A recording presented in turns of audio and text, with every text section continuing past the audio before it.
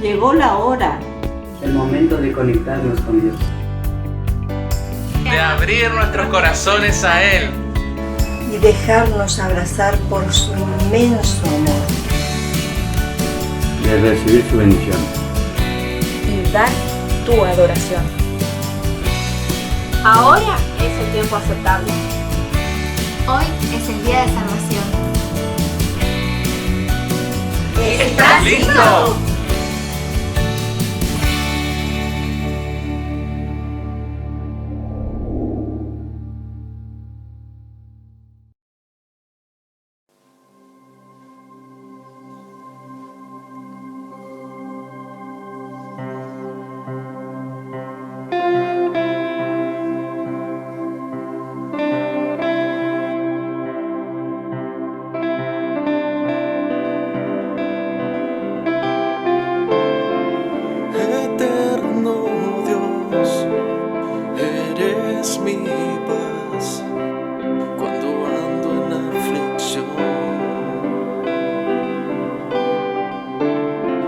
No temeré lo que vendrá, eres mi salvación. Conmigo estás, tú has sido fiel, aún en mi debilidad. En ti pondré toda mi fe, nunca me dejarás. Cristo mi refugio, ancla de mi fe. Tú estás conmigo, nada temeré. Poderoso Dios, poderoso Dios, eres tú.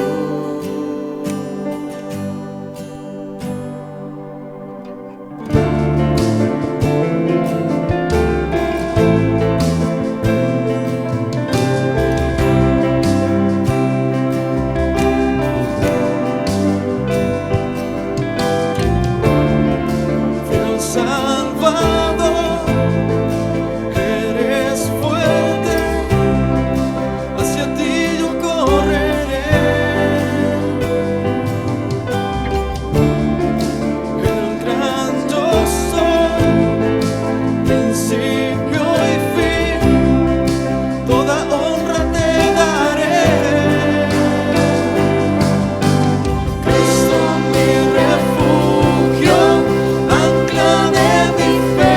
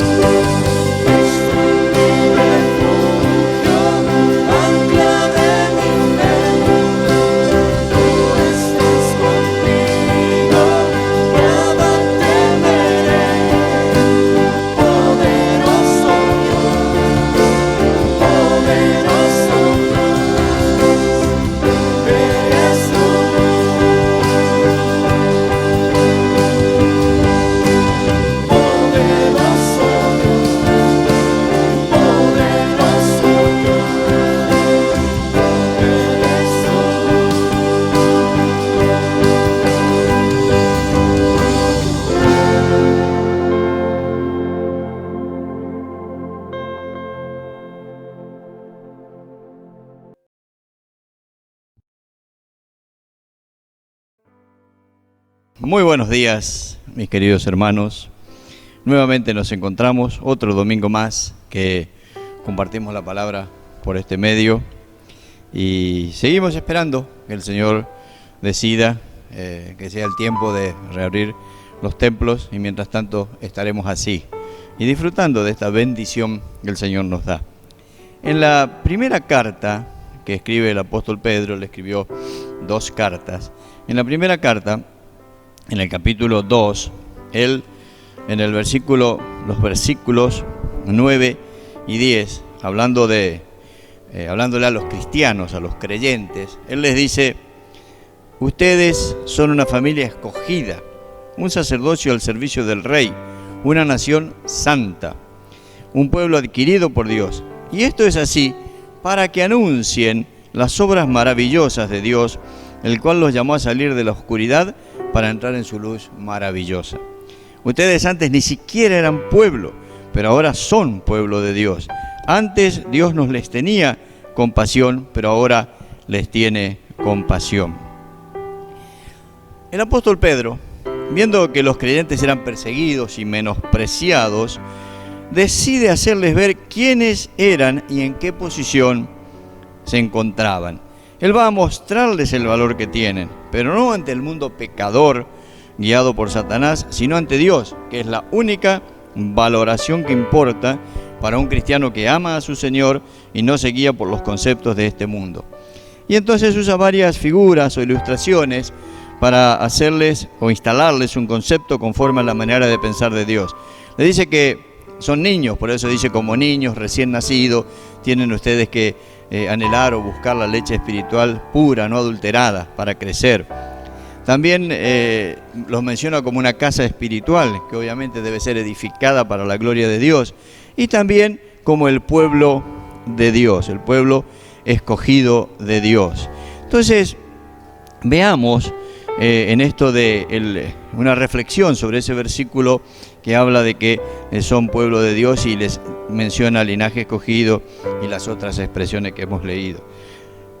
Veamos lo que eso significa para nosotros, para que podamos entender el alto valor que ahora tenemos delante de Dios, y no porque nosotros tengamos por nosotros mismos un alto valor, sino es el valor que nos ha dado Jesucristo al redimirnos, al pagar por nosotros en la cruz del Calvario y al sellarnos con el Espíritu Santo.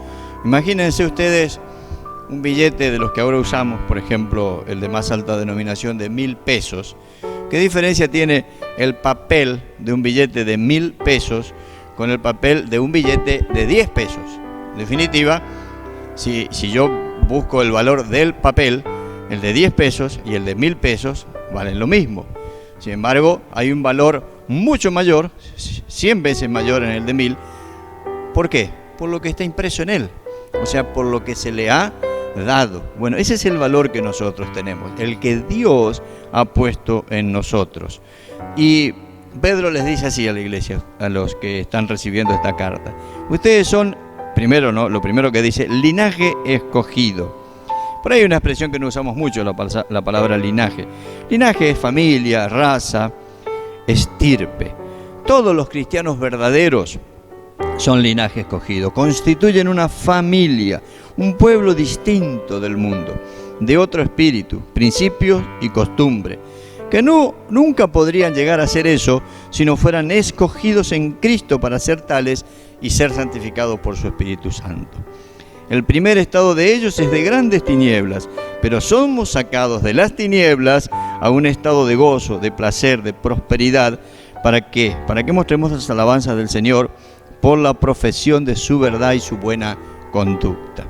El apóstol Pablo, escribiendo a los Efesios, dice en el capítulo 1, versículos 3 y 4, bendito sea el Dios y Padre de nuestro Señor Jesucristo, que nos bendijo con toda bendición espiritual en los lugares celestiales en Cristo, según nos escogió en Él, antes de la fundación del mundo, para que fuéramos santos y sin mancha delante de Él.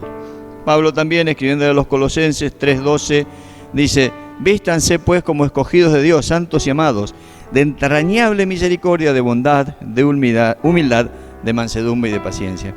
Somos una familia escogida por Dios, una familia especial. Y quiero recordarles algo que ya lo habrán escuchado en más de una oportunidad. Solo hay dos grandes familias en el mundo.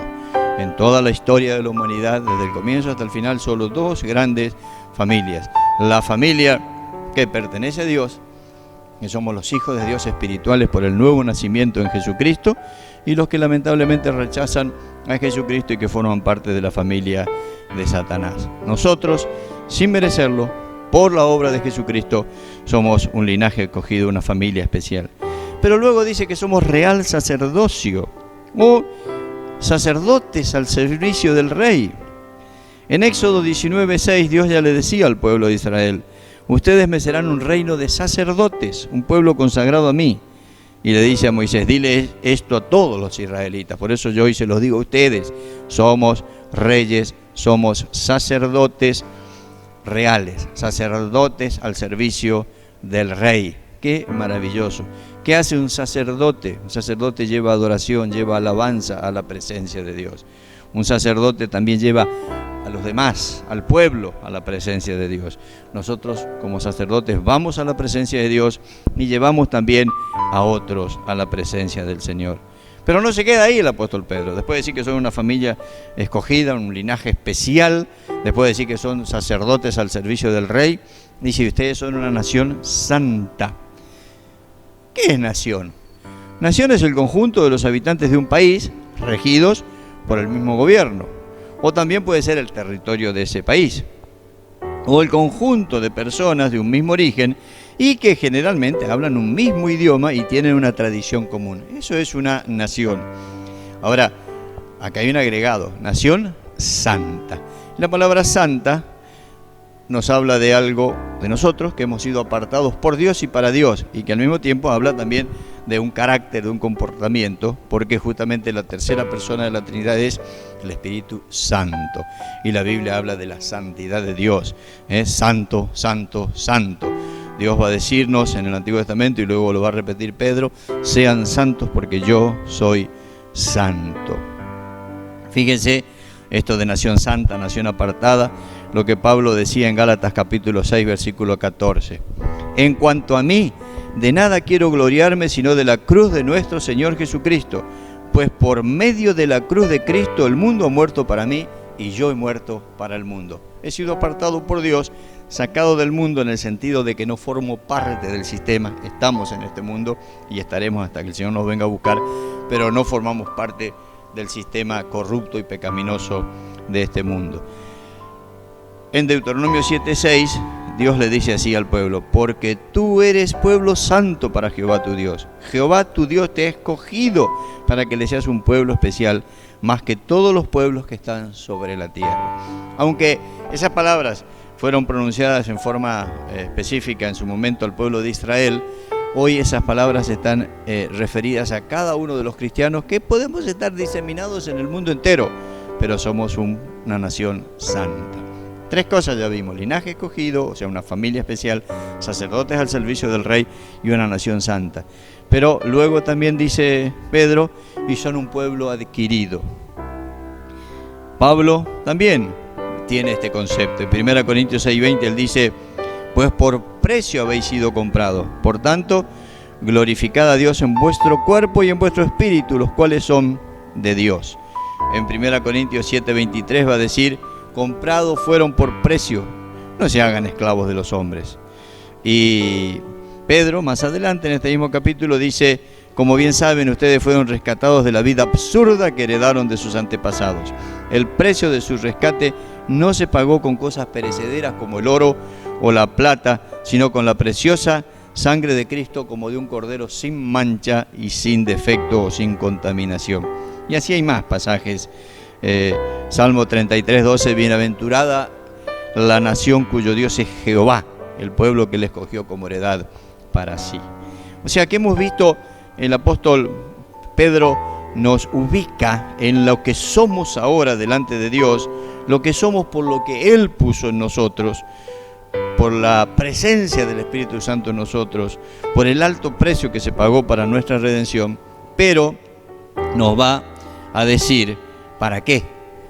¿Saben una cosa? De nada serviría que nosotros conozcamos toda la Biblia, lo cual es muy, muy loable y necesario. Debemos conocer las Escrituras en su totalidad, leerla. Tampoco serviría que conociéramos todas las doctrinas de la mejor manera posible, e incluso esto que les acabo de decir solo nos serviría para enorgullecernos o para hincharnos, para decir, ay, qué bárbaro lo que Dios hizo por mí, si esto no tuviera un propósito, si esto no tuviera un para qué. Y Él lo dice, ¿para qué? Todo lo que Dios ha hecho por nosotros y en nosotros tiene un propósito claro y definido. Este principio lo vemos hasta en las cosas más sencillas de la vida, en los detalles y particularidades del cuerpo humano. Por ejemplo, uno dice, ¿por qué la mano así? ¿Por qué los dedos de esta forma? ¿Por qué las uñas? ¿Por qué? Cada parte del cuerpo no es un adorno, tiene un porqué y un para qué. Lo vemos en las plantas, en todo lo que Dios creó. Nada fue hecho al azar ni sin sentido. La sabiduría y perfección de Dios se ve hasta en los más mínimos detalles o en la gran inmensidad del universo. Si todo lo que Dios creó lo hizo bien y con un fin, con un propósito definido, ¿cómo podemos llegar a pensar que va a tener un plan de salvación para la humanidad sin tener un proyecto definido y perfecto para sus redimidos? O sea, ¿de qué serviría rescatarnos? Para nada. No somos piezas de adorno, no somos piezas de adorno, estamos al servicio de Dios. Entonces Pedro va a decir, ¿para qué? Y lo primero, para que anunciéis. 1 Corintios 1:21, Pablo dice, ya que Dios en su sabio designio dispuso que el mundo no lo conociera mediante la sabiduría humana, tuvo a bien salvar mediante la locura de la predicación a los que creen. Hay que anunciar. El Señor Jesucristo, antes de ascender a los cielos, le dijo, vayan y prediquen el Evangelio. En otra oportunidad le dijo, tienen que ir y enseñar todo lo que les mandé. En Hechos 1:8 dice, sean testigos míos. ¿Qué hace un testigo? Anuncia, da testimonio, cuenta. O sea, en Lucas 4:43 Jesús dijo, Él les dijo, es preciso que anuncie también a los demás pueblos las buenas nuevas del reino de Dios, porque para esto fui enviado. En esa oportunidad los apóstoles estaban cómodos en un lugar, habían sido bien recibidos y querían quedarse. Jesús le dijo, vamos, tenemos que seguir. Pero tenemos que seguir, muchachos, le dijo el Señor. Yo tengo que anunciar el Evangelio en cada aldea, en cada pueblo, todo lo que pueda anunciar. Por eso el apóstol Pablo dijo lo mismo. Dice, ay de mí si no anuncio el Evangelio. En una oportunidad dijo, de Jerusalén hasta Ilírico lo llené con el Evangelio. Y una vez me puse a averiguar, y hay casi 1000 kilómetros entre Jerusalén y esa localidad, ese lugar llamado Ilírico. Hoy 1000 kilómetros es nada, en un avión es 1 hora, en auto son 10 horas, es una cosa rapidísima. Hoy se puede ir y volver a Buenos Aires en el día, pero en el tiempo que el apóstol dijo 1000 kilómetros, los recorrían a pie y llevaba tiempo y dificultades. Sin embargo, él llenó con el Evangelio. Y le dice él en el libro de Hechos, no he rehuido anunciarles todo el consejo de Dios. Ahora, Pedro dice, todo lo que les dije que ustedes son, tiene un propósito. ¿Para qué? ¿Cuál es el propósito? Que anuncien. Ahora, lo importante es qué vamos a anunciar. Y entonces dice que anunciéis las virtudes de aquel que los llamó a ustedes de las tinieblas a su luz admirable. Dice 1 Corintios 4:7, tenemos este tesoro en vasijas de barro para que se vea qué tan sublime poder viene de Dios y no de nosotros. Ese es el poder, para que anunciéis ¿qué? Las virtudes. ¿Qué es una virtud? Es la actividad o fuerza de las cosas para producir o causar sus efectos. Es excelencia moral, es el poder o potestad de obrar, es la fuerza, vigor, valor.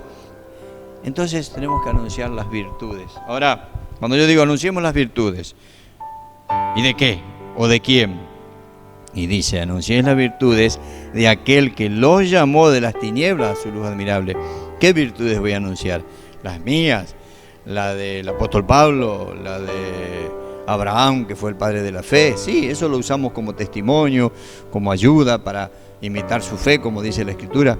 Pero las virtudes, los valores, la excelencia moral, la perfección que yo debo anunciar es la de Jesucristo, la de Dios, la del Padre, el Hijo y el Espíritu Santo.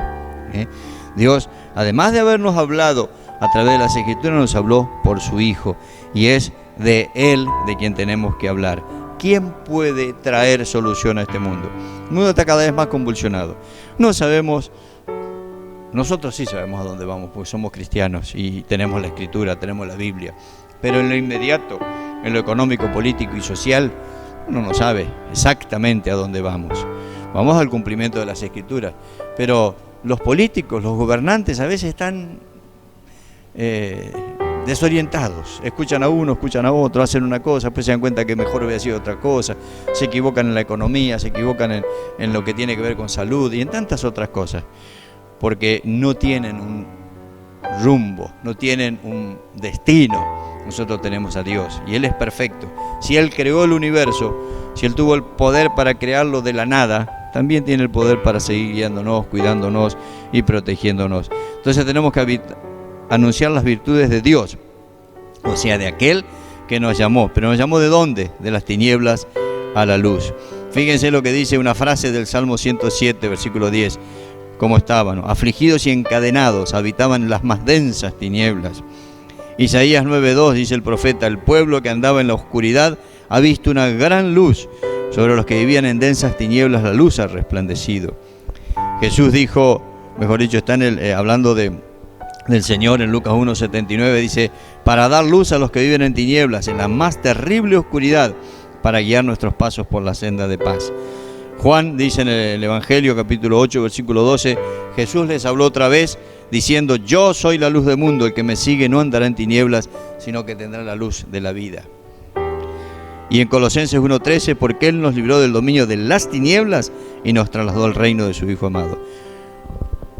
Todo esto que hemos expuesto, que he compartido en estos minutos, no es solamente para salir, ya les digo, uy, qué bueno, sí, me hace bien saber lo que Dios hizo por mí, que yo soy su hijo, nación escogida, linaje especial, una familia, sacerdote al servicio del Rey, todo eso me hace bien, pero tengo que anunciar las virtudes de Dios, que Él me sacó de tinieblas a luz. Este mundo está en tinieblas por causa del pecado, solo Dios los puede sacar. Ahora, ¿cómo el mundo va a salir de las tinieblas si no sabe quién es la luz? Pues yo tengo que anunciar. Por eso concluimos diciendo lo que el apóstol San Pablo dijo: por todo lo expuesto y ante tantas bendiciones obtenidas por pura gracia de Dios, nosotros tenemos que decir como el apóstol Pablo: ay de mí si no predico el Evangelio. Solamente el poder transformador del Evangelio, la obra poderosa de Jesucristo, el Espíritu Santo que convence de pecado y de juicio, traerá cambios en nuestros tiempos, a la humanidad y al mundo entero, a nuestras vidas, a nuestro barrio, a todos nosotros. Ay de mí si no predico el Evangelio. Dios nos bendiga ricamente.